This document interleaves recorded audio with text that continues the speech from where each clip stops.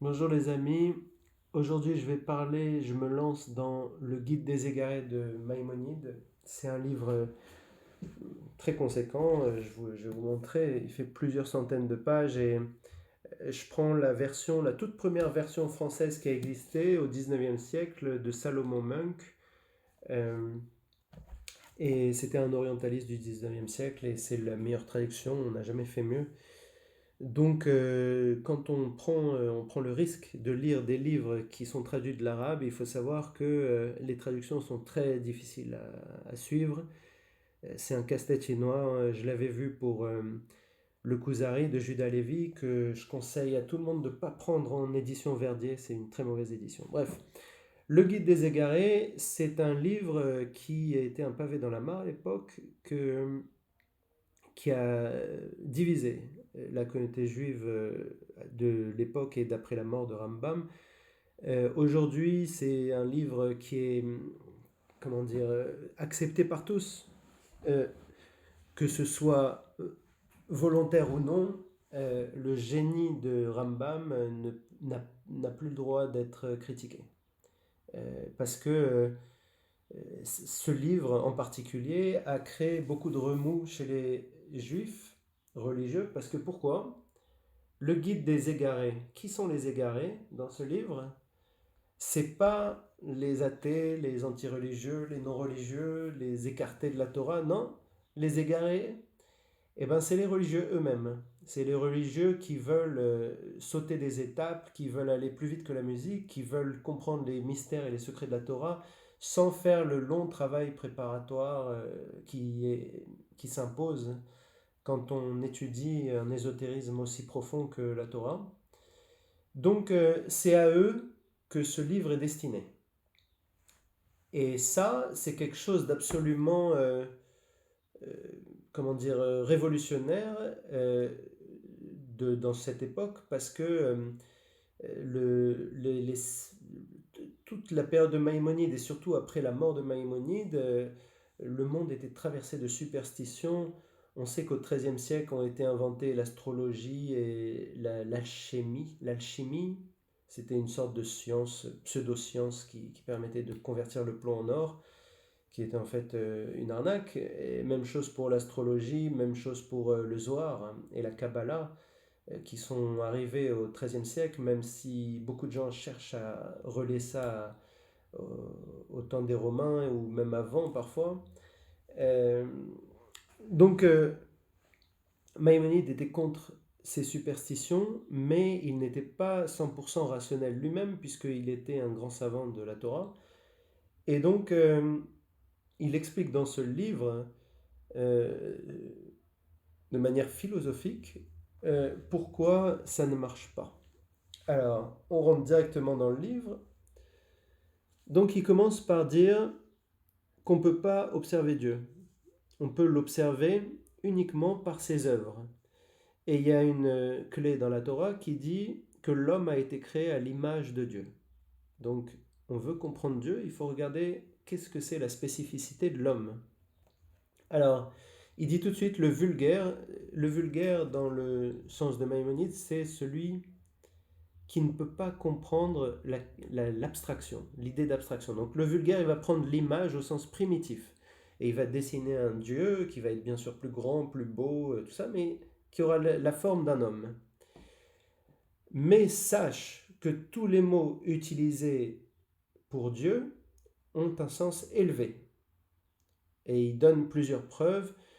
Euh, Par exemple, quand on parle de vision, Roé, Abbat, Chazé, ou de Kissé, le trône divin, de monter et de descendre, Yered, Allah, Yarad, Allah, de stabilité, Yashav, Yashav, c'est-à-dire être assis.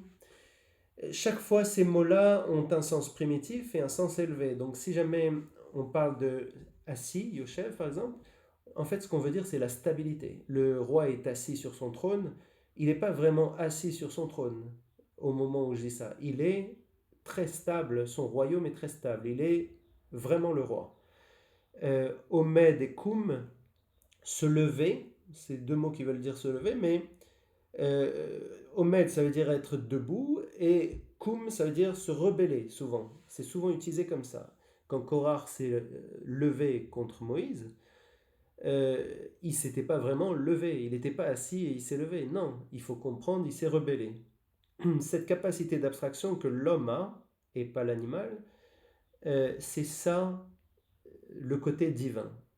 Alors il donne plein d'autres, Netsev, Yatsav, c'est se dresser, Tsour, c'est le rocher, mais Abraham, c'est un rocher. On dit que c'est le rocher d'Israël. Pourquoi? Parce que c'est la source d'Israël.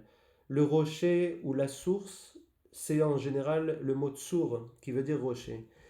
Nagash, Naga, Karav, donc toucher, s'approcher, toucher et s'approcher encore. Aussi, c'est Vaïgash, c'est pas vraiment que Judas s'est approché de Joseph, c'est que il a tendu la main, il a voulu faire un pas, ou sinon il a voulu menacer. Donc, il faut comprendre le sous-texte. Malé, c'est l'accomplissement. C'est pas seulement complet. Malé, ça veut dire remplir. C'est rempli. Donc, c'est pas un verre qui est rempli d'eau. Malé, ça peut dire que tu es accompli. Tu as accompli ta tâche. Ram, élevé, aussi même chose. Makom, ça veut dire l'endroit. Quand on dit makom d'un homme, l'endroit d'un homme, c'est le rang. Yeled, c'est enfanté, mais ça peut être ce que tu as créé, ce que tu as engendré.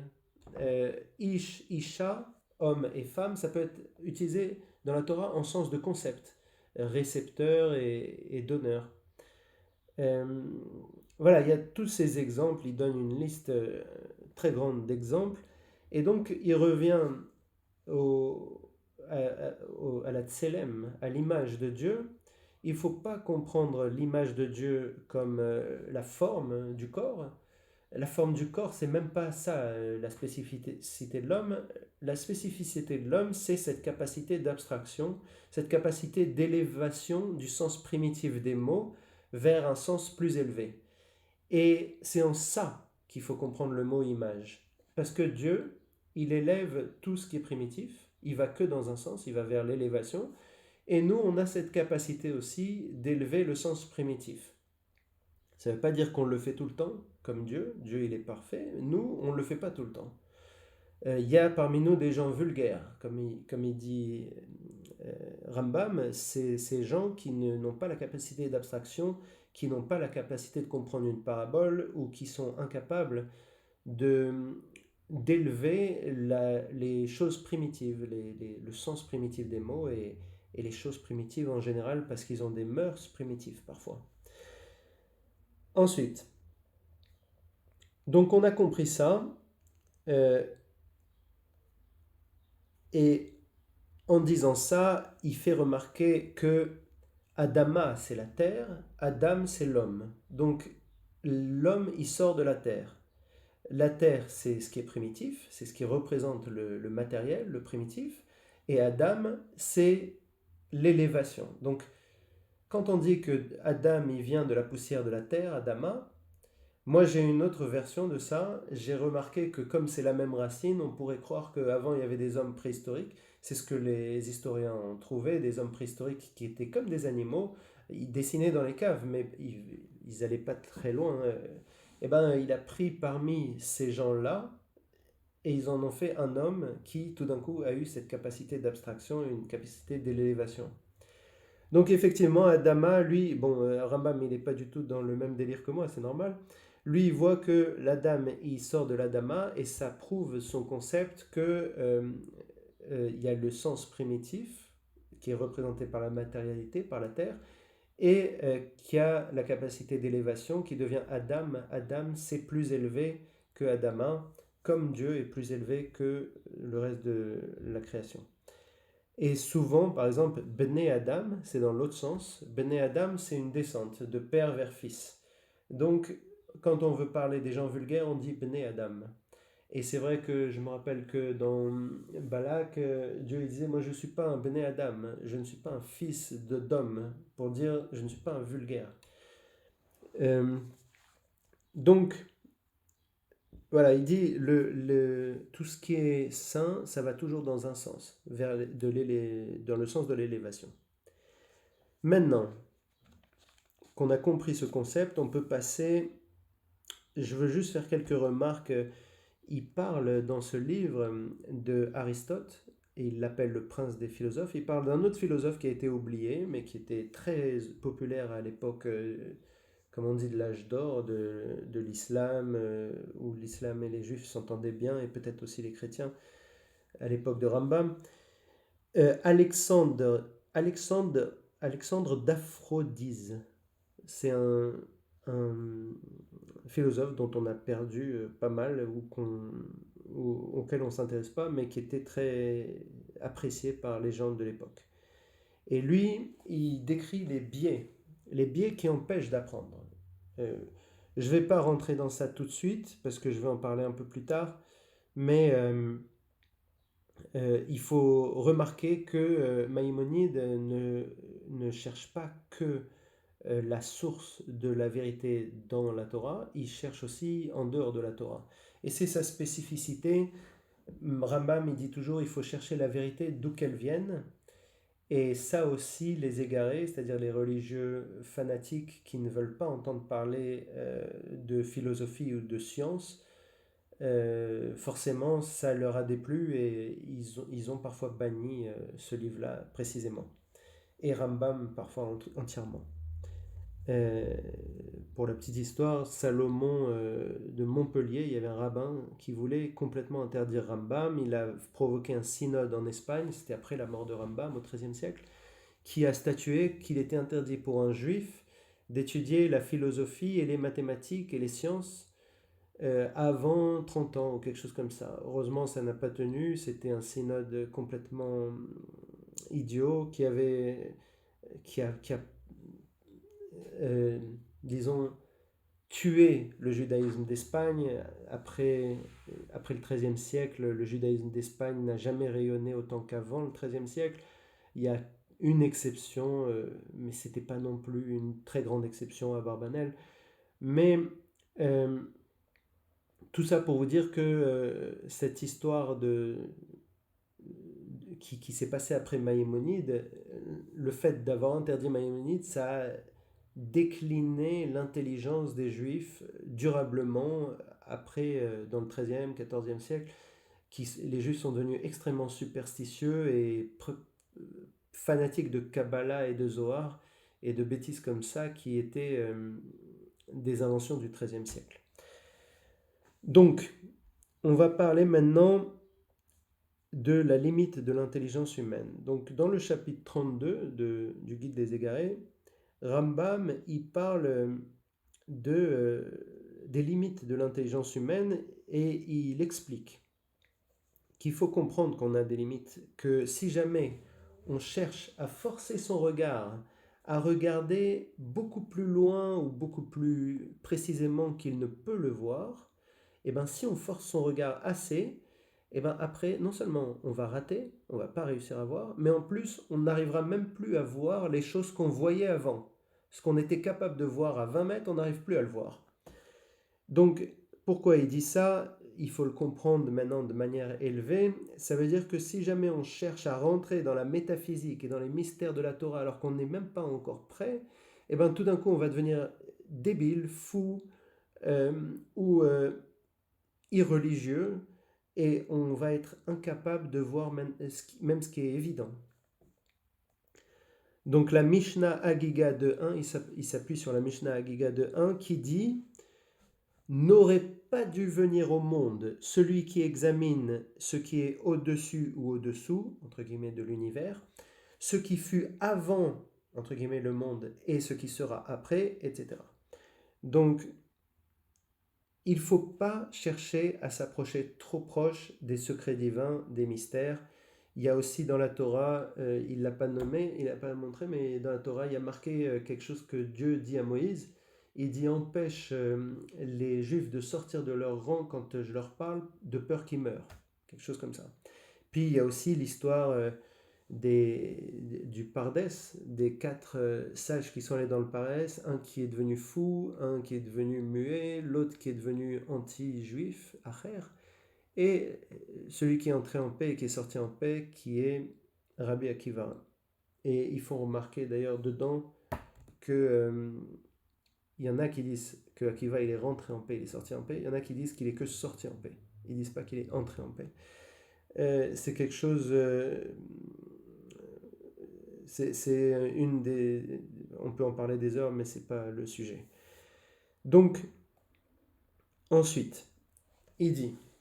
Donc là, on a bien compris, on est vraiment dans le sujet. Les égarés, c'est vraiment les gens qui veulent, sans le pouvoir, aller plus loin que ce qu'ils sont capables. Donc, à partir de là, Rambam, il va poser des règles.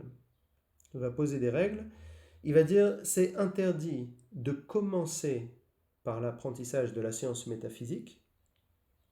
Il ne faut jamais révéler les mystères et les secrets de la Torah aux masses, aux enfants, à des hommes non préparés, car cela mène à l'irreligion. L'irreligion, il prend comme exemple Acher.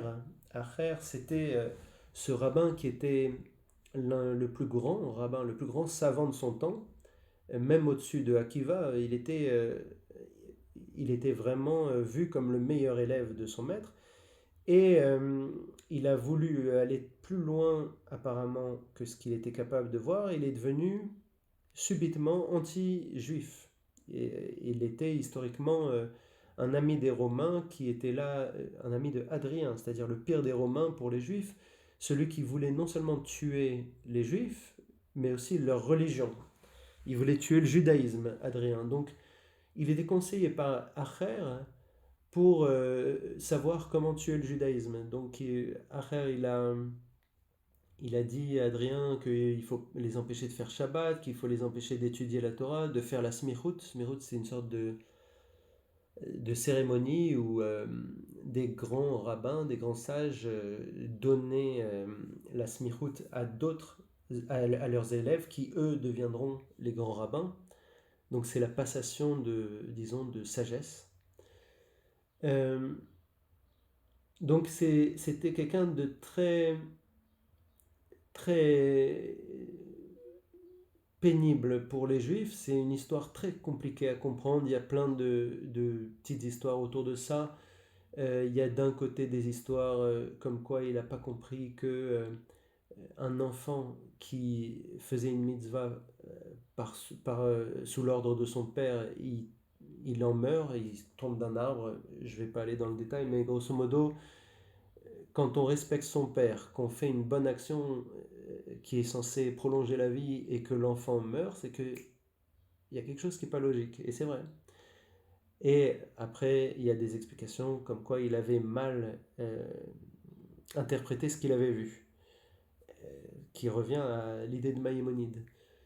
Et il y a d'autres histoires plus sympas, comme le rabbi Ishmael, par exemple, qui allait voir Acher, même quand Acher était anti-juif, et qui lui posait des questions de Torah, et Acher lui répondait, sans pour autant respecter la Torah, puisque Acher ne faisait plus Shabbat, ne faisait rien de la religion, mais il avait la connaissance, et il faut chercher la vérité d'où qu'elle vienne, comme le dit Rambam. Donc Rabbi Ishmael, qui était un très grand rabbin, il allait voir Acher pour poser des questions précises.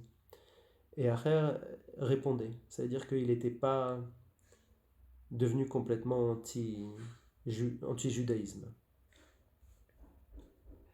Donc, finissons la vidéo. Quelles sont les qualités requises pour devenir un homme parfait, c'est-à-dire celui qui peut être introduit au secret de la Torah et être comme Akiva, en sortir en paix? Déjà, il faut de la patience, parce qu'il y a un besoin de préparation, il y a beaucoup de préparation, de sciences préparatoires, il faut connaître beaucoup de choses avant de se lancer dans les mystères et les secrets.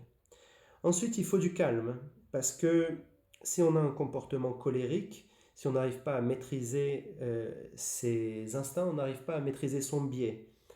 Et c'est pas possible d'apprendre lorsqu'on a une opinion, disons, passionnée. Il faut rester froid. Ensuite, il faut avoir une pureté des mœurs. si jamais on est vulgaire dans ses mœurs, on aura notre compréhension fermée à ce genre de mystère.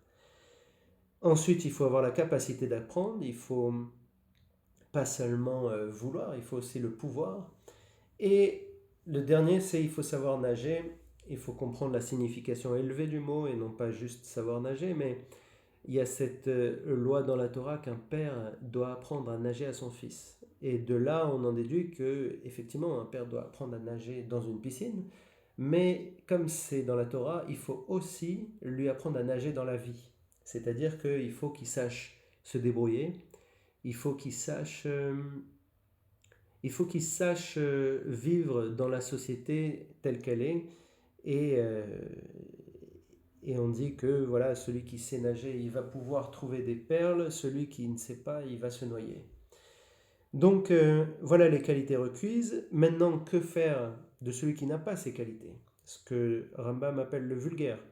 Le vulgaire, il faut lui apprendre la science, ce serait sot de lui apprendre la science métaphysique, mais il faut lui enseigner que Dieu n'a pas de corps, qu'il est unique, que tout, c'est pas qu'il est unique, qu'il a une unicité, qu'il y a une unicité, et l'interdiction de l'idolâtrie, c'est-à-dire d'adorer les intermédiaires de Dieu, d'adorer la nature ou les choses qui sont en vogue en général. Donc, donc pour cette première partie, on va s'arrêter là et je continuerai un peu plus tard. Au revoir.